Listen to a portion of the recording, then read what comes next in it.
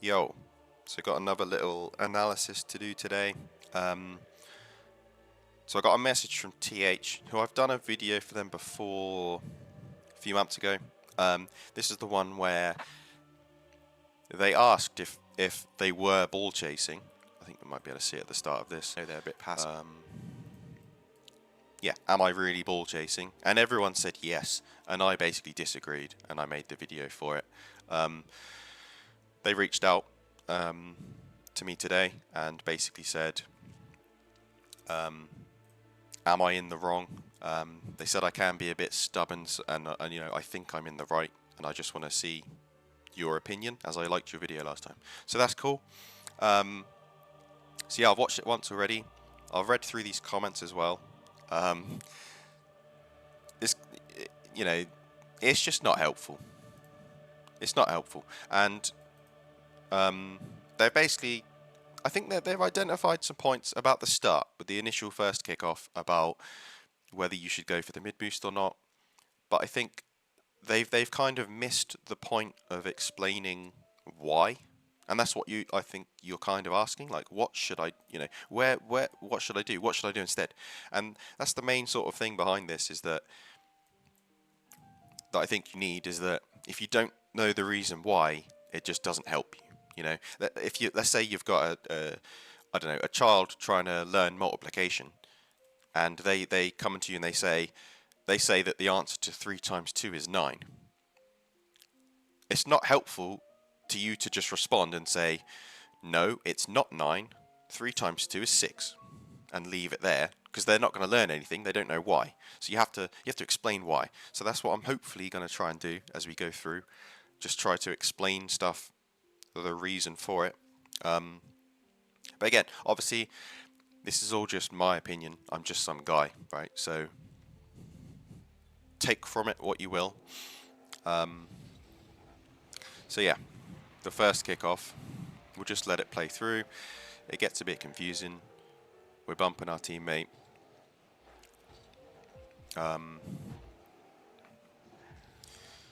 Then there's this 50 into the goal. So we'll go back. Now I do agree with that comment in the sense that I do believe from this kickoff you should just go straight for the mid boost. So especially when you land here, this one pad here is like, it's like the golden boost pad after a kickoff. This one, especially in like 1v1s, if you grab this pad, you get extra boost to get to this mid boost. So it's always useful. So if you're ever landing on this boost, it's just usually a sign, a great sign to go for this. But the point is, I think in your comments you mentioned that this other player was already a lot faster and would have beat you there anyway. And now that may be true. But in this scenario, you don't know that at the time. And I'm kind of copying from that comment, but and they are right, you don't know that.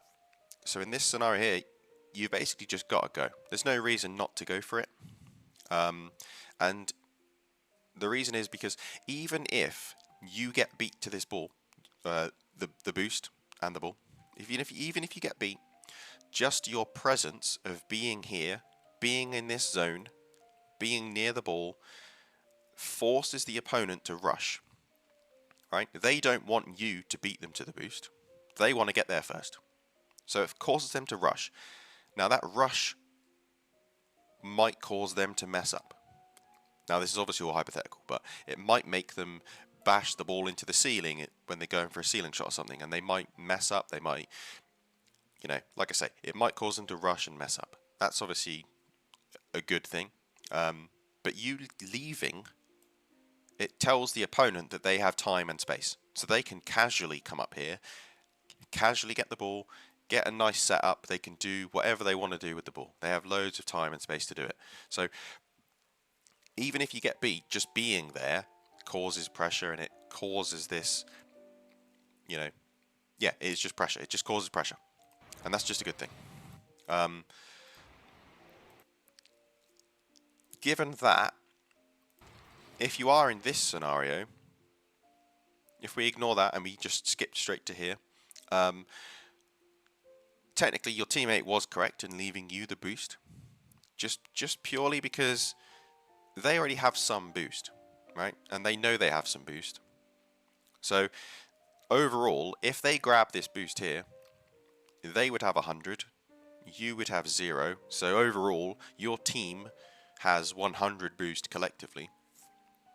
If they leave you the boost, I don't know, let's say they've got 20 boost. If they leave the boost for you, you have 100 and then they have 20, so your team has 120. There's more that it can be done if you both have some boost. It's just better overall. So I can see why your teammate decided to leave it, and it gets a bit confusing here. But like I say, ultimately, you've just got to go. You've just got to go. There's no reason not to. You're going to be in an awkward scenario. If you get beat, you're in an awkward scenario. If you just leave, you're in an awkward scenario. It's kind of like a bit of a lose-lose anyway. So you've got to make the most of it. And yeah, just even like I say, just going there to apply some pressure is the best thing you can do, really. And the other thing I wanted to mention was, oh yeah, this. You've kind of rushed it a bit.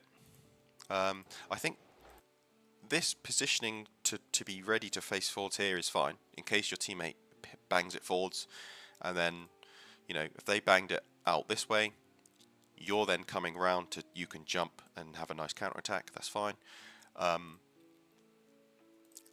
The issue here is that the ball is behind you, so there's no real. It's just awkward, right?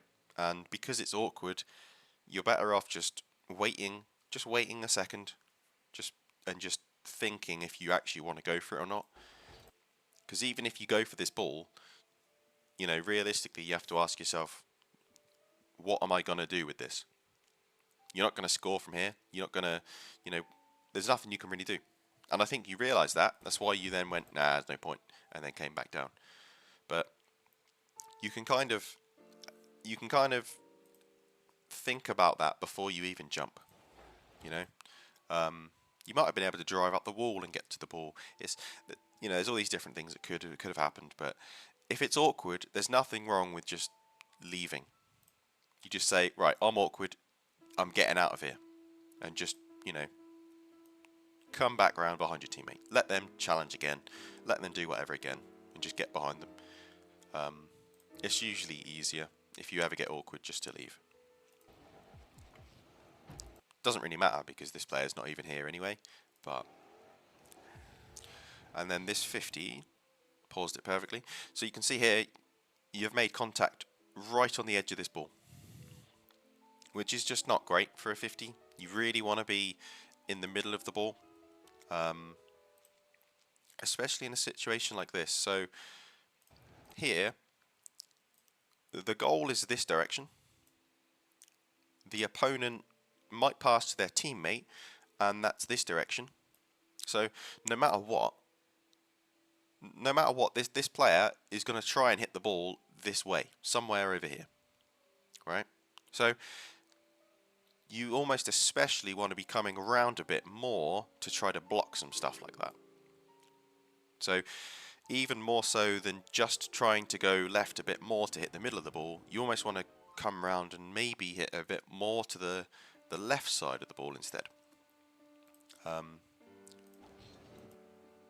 You know, like here, they're also slightly on the right, like I say, because they want to hit it sort of this way. So you almost want to come and counter that directly this way.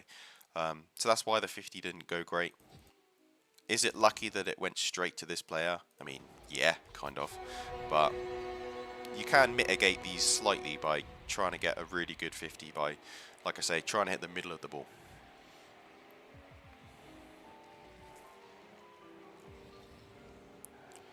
So then this was, yeah. So you've basically challenged a bit too early here. It's a good play by the other team. Like I say, I have watched this before, so I know what's going to happen. I'm not going to pretend to not know. So from here, your teammate's gone all in, right? They've gone all in on the shot, and they've got 0 boost, and they've landed right on the other side of the pitch. So when this happens, you need to immediately say to yourself, I need to wait. I need to stall time. I need to slow down the play, and wait. Try and let my teammate get back into the play. So this challenge here is too quick. Even though you slow down a bit, it's still too quick, right? So I'll go through the basically, there's like almost 3 scenarios that can happen from this challenge, right? So scenario 1, let's try and write on here. Scenario 1 is that you just win the challenge. That is an N.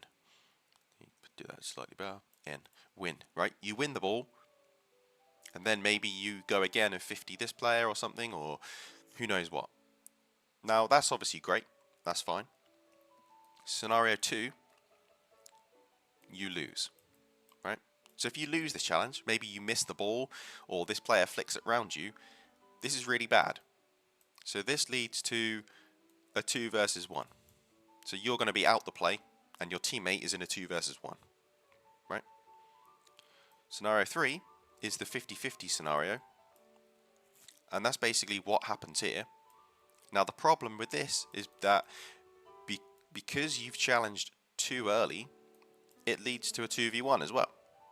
Because your teammate, right now, your teammate is on the mid boost on the opposite side of the pitch, right? So they're too far away, so that as soon as this 50-50 happens, and you see it here, the 50-50 happens, the ball basically doesn't move too much, it just goes upwards. Your teammate can't get there, so this player gets a free ball, he can then pass to this player, they make a nice little passing play and they get the goal. So effectively, you've challenged early. Let me close this back, go back to here somewhere. There we go. So because you're challenging early, these are the 3 scenarios. You either win 1 out of 3 times, or 2 out of 3, you basically lose. This third scenario, even though it's a 50-50 for you, in the long run, this player gets there first. So it leads to the 2v1. So this is what happens if you challenge early. So all you have to do instead is just slow down and try to wait for your teammate. Clear all this out of the way. You just have to wait for your teammate to get back into the play. Little rubber, there we go. You have to wait for your teammate to get back into the play before you challenge. So you can even wait here. You can just stop here. Just stop on the halfway line here. Let them come to you. You can drive forwards. Get the pen. Drive forwards, do a bit of a fake challenge, and then challenge again. The one thing you don't want to do is you don't want to fake and then shadow all the way back to your goal, because that will confuse your teammate. If you don't challenge, your teammate won't want to challenge and jump over your head to then challenge the ball. They just won't challenge and they'll get caught really awkwardly. So you will have to force them to do something. So like I say, it's either a fake challenge and then challenge again, or just wait here. In fact, so this is something I do. You can literally just sit here, right? This player will dribble to you, and then they might just flick it over your car. And you don't even have to move, because that flick, the ball just goes to your teammate. It's so strange that it works, but it just does. So, but again, the main point, you have to let your teammate get into a position that they can help you.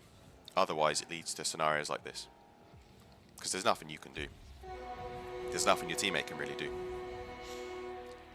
Now, I know you can go all the way back to say your teammate shouldn't have gone all in, but it's going to happen, and you can only control what you can do.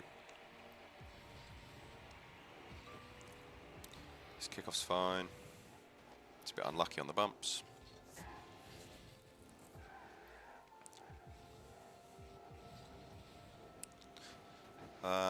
It's a little bit risky. This scenario is going to crop up a lot as well. Teammates on the backboard.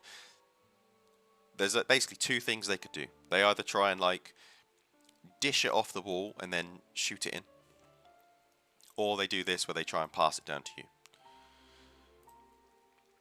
I'd just always be careful that this pass can get intercepted. This player might be able to jump and hit the ball. This player might be waiting for it to come out, and then they instantly go and they beat you. If either player jumps up and hits this ball, Like if this player hits this ball, it pops over your head, it's a goal. Excuse me. So yeah, it's just risky. That's all it is. I'd only really go for these balls. I only go for them when I'm confident that I can get them. Otherwise, it can go bad. In this instance, it's worked out okay, but it's just to point out that it is a bit risky. Grabbing these boost pads is great. I'd be careful here. So here's another little scenario you can look out for. If you ever see this I've paused it a bit too late, but if you ever see this player go past the ball in your corner, right, they might swing around and blow you up. It happens all the time. Your position just here, they might swing around and blow you up. So you can position just inside the post here. That way, because it just makes it impossible. They can't swing around this corner while supersonic. They just can't get you, right? If you're slightly here, they might be able to clip you and get you, but if you're right here, they can't, right? The best thing they could do is to slam on the brakes here and stop you coming out the goal, but that doesn't normally happen. It's just to be aware that they could come around and blow you up in this position. But yeah, it's fine. This is okay. I think it's fine to not go because the pass was a bit close to you and quite powerful. It's a bit awkward. I think you were fine. You were fine rushing because you noticed your teammate got demoed, so you basically have to kind of rush this. It's just try. The best thing you can try and do is get around the ball a bit more and get it to the corner. It's fine.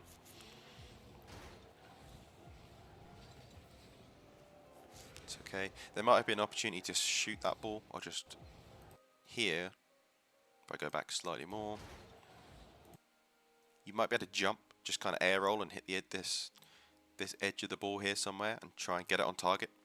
Anything on target might be a goal in these scenarios if you hit it hard enough, because they have to chase the ball back.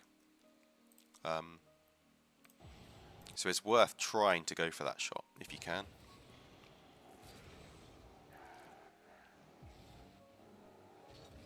It's a bit awkward in the corner as well.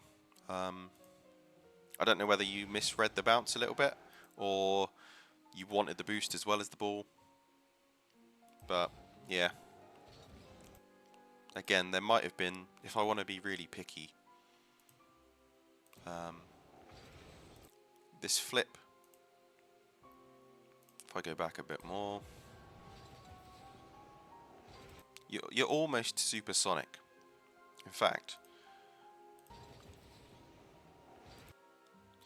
you're almost supersonic anyway, so this flip here isn't, maybe not necessary.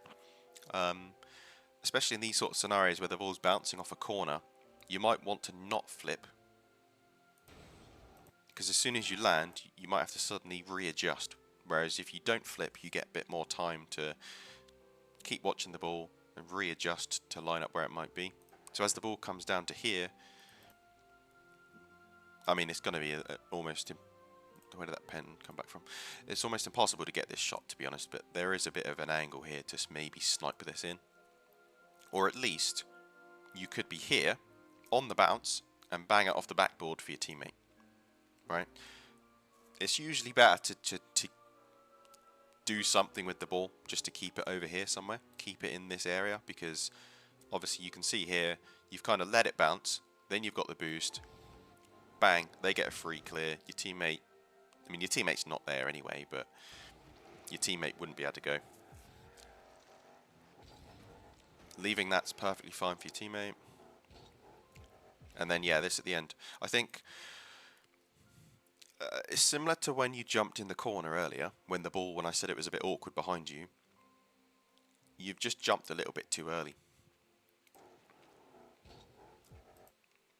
I mean, technically, you've jumped at the perfect time. But then you've kind of thought, maybe my teammate does still have the ball, and I don't want to double commit, so I won't go. They have missed, and then you're kind of in your own head, and that's why it's worth sometimes, just if you're not 100% sure, to just wait a little bit longer. You know, if you waited till now and then jumped, it's super clear that your teammate's not getting it, and then you could go for it. Maybe you might get beat anyway, who knows. Your teammates made the mistake here, it's just about whether you can save the situation.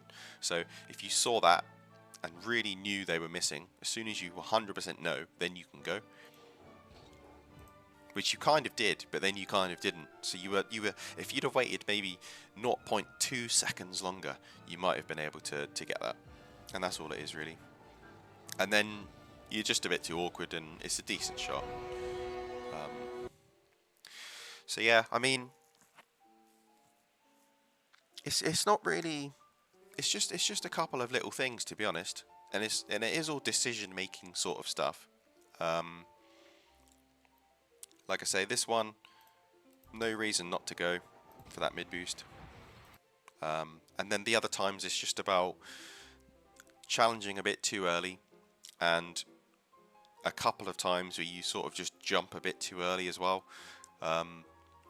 It takes a lot of time to sort of to work out exactly when to go or not to go, and obviously what you don't want to do is wait too long, because then you get beat. And you know, it's a learning process, and it does take time. Generally, from my experience, waiting that little bit longer is normally okay, but once you get into the sort of Grand Champ ranks, you basically can't wait. You basically just have to go, and if you're gonna go, you've just got to commit to going. Like on that last jump, you've jumped, just go. And if your teammate carried on, it's just too bad. You know, if this was a Grand Champ lobby, and this player thought this player had messed up here, they'd have just kept going. I can pretty much confidently say that. So yeah, it's just, like I say, it will come with a bit of time. Hopefully that sort of answers most of the questions you had, especially around that first part. Hopefully I've explained it okay. If not, just leave me a comment, and then I can comment on here or something, or I'll put a comment on here anyway, and then just reply if there's anything else. So yeah, cool. Hopefully that helps, and I'll try and maybe do some more of these videos. It's been a while. It's been about 2 or 3 months since I've done any of these, so I'll try and hopefully do some more analysis videos for other people as well. So yeah, feel free to reach out if you want some analysis done. Yeah, peace.